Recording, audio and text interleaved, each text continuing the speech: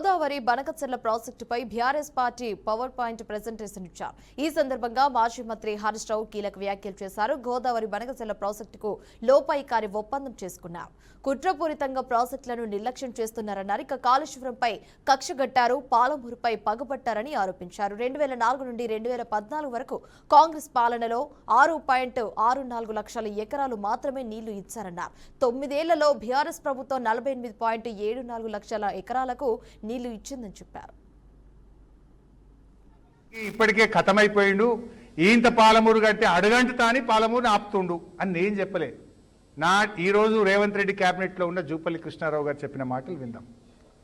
ఈ రోజున గౌరవ ముఖ్యమంత్రి గారు ఓపెన్ గా ఎస్టిమేట్స్ రేట్స్ కు ప్రభుత్వ అధికారులు చేసిన ప్రకారం ఎస్టిమేట్స్ ప్రకారం ఈ రోజున కేవలం 6 మాసాల్లో 8 మాసాల్లో భూసేకరణ చేసి మంజూరు ఇచ్చి టెండర్ పిలిచి పనులు మొదలై కోనసీమకు సరితూగే విధంగా అంతకంటే ఎక్కువగా ఉండే విధంగా సుమారుగా 17-18 లక్షల ఎకరాలకు పాలమూరు జిల్లాకు నీళ్లు ఇవ్వాలని, అంటే కేవలం వీళ్ళు ఏ విధంగా అయితే మనం ప్రాజెక్టు ఆపగలుగుతామని, అంటే తోడు దొంగలాగా జోడు గురాలుగా ఇద్దరు కూడా కూడబలుకొని ఇటు నాగం కావచ్చు అటు రేవంత్ కావచ్చు మా గతి ఏమైతే ఇప్పటికే అగుడు పట్టినాం, పాతాళానికి పోయినరు. ఇవి పూర్తి అయితే మా బతుకుదెరు ఉంటుందని ఒకటి. రెండవది, ఈ ప్రాజెక్టును అడ్డుకునే దానిలో భాగంగా ఏ విధంగా బ్లాక్ మెయిల్ చేస్తా ఉన్నారు. రేవంత్ రెడ్డి మాట్లాడుతున్నాడు, సోనియా గాంధీ మనకు రక్షణలు కల్పించింది స్టేట్ రీఆర్గనైజేషన్ యాక్ట్లో అని చెప్పి నేను బుక్ పట్టుకొని చదివింది. ఇది స్టేట్ రీఆర్గనైజేషన్ యాక్ట్. ఇందులో ఎక్కడ రక్షణలు కల్పించింది? నిన్న మాట్లాడింది రేవంత్ రెడ్డి గారు అసెంబ్లీలో. 11th షెడ్యూల్లో స్టేట్ రీఆర్గనైజేషన్ కమిటీలో ప్రాజెక్టులు చేర్చి పాలమూరు రంగారెడ్డి ఎత్తిపోతల పథకానికి రక్షణ కల్పించింది అని మాట్లాడింది. I will take out page number 118 11th schedule. ఇందులో పారాగ్రాఫ్ 10లో పెట్టినవి కేవలం అంద్రీనీవా, తెలుగు గంగ, గాలేరు నగరి, వెలిగొండ, కల్వకుర్తి, నెట్టంపాడు. మన తెలంగాణ రెండే పెట్టిండ్రు, కల్వకుర్తి, నెట్టంపాడు. మన పాలమూరు ఎత్తిపోతలు పెట్టలే, మన దిండి ఎత్తిపోతల పథకం పెట్టలే. 11th షెడ్యూల్లో అవి ఉండుంటే ఇవాళ మనకు అనుమతులు వస్తుండే, మనం ఆ ప్రాజెక్టులు కొనసాగించుండే వాళ్ళం. ఇలా కాంగ్రెస్ చేసిన ద్రోహం అంతా ఇంత కాదు. రాష్ట్రాన్ని కలిపింది కాంగ్రెస్, మన విద్యార్థి యువకులను పొట్టన పెట్టుకున్నది కాంగ్రెస్, మన ప్రాజెక్టులను రద్దు చేసింది కాంగ్రెస్. చివరికి రాష్ట్ర విభజనలో కూడా పాలమూరు ఎత్తిపోతల పథకాన్ని, దిండిని 11th షెడ్యూల్లో పెట్టకుండా పాలమూరు రంగారెడ్డి జిల్లాలకు ద్రోహం చేసింది కాంగ్రెస్ పార్టీ. ఆంధ్రప్రదేశ్ రాష్ట్రం ఏర్పడక ముందు అప్పటికే కట్టిన నిజాం సాగర్ లాంటి, దిండి లాంటి అనేక మైనర్ ఇరిగేషన్ మరియు మీడియం ఇరిగేషన్ ప్రాజెక్టులు కింద తెలంగాణకున్న ఆయకట్టు 3,000 ఎకరాలు. అంటే ఆంధ్రప్రదేశ్ రాష్ట్రం ఏర్పడక ముందే మన ప్రాంతంలో మైనర్ మీడియం ఇరిగేషన్ కింద కాకతీయ రెడ్డి రాజులు కానీ, నిజాం నవాబు కానీ వేరియస్ ప్రోగ్రామ్స్లో మనకు వచ్చిన ఆయకట్టు 16,03,000 ఎకరాలు.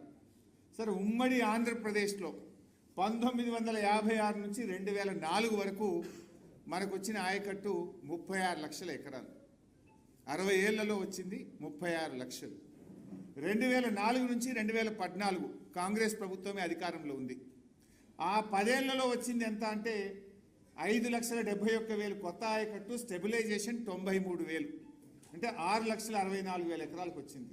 అంటే 56 నుంచి 2014 వరకు 60 ఏళ్లలో వచ్చింది 42 లక్షల ఎకరాల ఆయకట్టు. 60 ఏళ్ళు 42 లక్షల ఎకరాల ఆయకట్టు. నౌ బీఆర్ఎస్ 2014 నుంచి 2023 మనం ఉన్నది 9.5 సంవత్సరాలు. అందులో 2 ఏళ్ళు కరోనా, పెద్ద నోట్ల రద్దు లాంటి ఆర్థిక సంక్షోభం, కొత్తగా ఏర్పడ్డ రాష్ట్రం.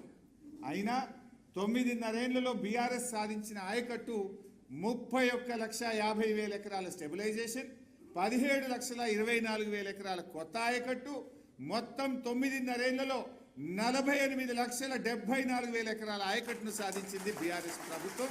2023లో అసలు 66-34 లేకుండానే కేఆర్ఎంబీ అగ్రిమెంట్ చేసింది. ఎందుకు ఈ పాయింట్ స్ట్రెస్ చేస్తున్నా అంటే, మనం పోయినాక మళ్ళీ వీళ్ళు వచ్చి తెచ్చిరు దాన్ని. కొట్లాడి 66-34 లేకుండానే మనం ఈ కేఆర్ఎంబీ 17th బోర్డు మీటింగ్లో మనం మీట్ చేసుకున్నాం. రేవంత్ రెడ్డి అంటాడు 2020లో పర్మనెంట్గా రాసిచ్చిండు అంటాడు. మీరు చూడండి, 2023లో అసలు 66-34ను ఎత్తేయించిందే బీఆర్ఎస్ ప్రభుత్వం. కంటిన్యూస్గా 21, 22లో కొట్లాడినాం, 22, 23లో కొట్లాడినాం, 23, 24లో కొట్లాడినాం, 50-50 ఇవ్వాలని 28 ఉత్తరాలు రాసినాం. 66, 34 లేకుండానే ఇది మనం సాధించినాం. అపెక్స్ కౌన్సిల్కు మ్యాటర్ రెఫర్ అయింది. ఇప్పుడు చూడండి 25 మనం పోయి కాంగ్రెస్ ప్రభుత్వం వచ్చింది. కాంగ్రెస్ ప్రభుత్వం ఏం చేసింది? ఇది వాళ్ళు చేసుకున్న agreement. After detailed deliberation the board decided that sharing of water between both the states may be followed 66-34 for the current water year 24-25. 66-34 చేసుకున్నారు అని మన మీద మాట్లాడినరా? మరి మీరెందుకు చేసుకున్నారు?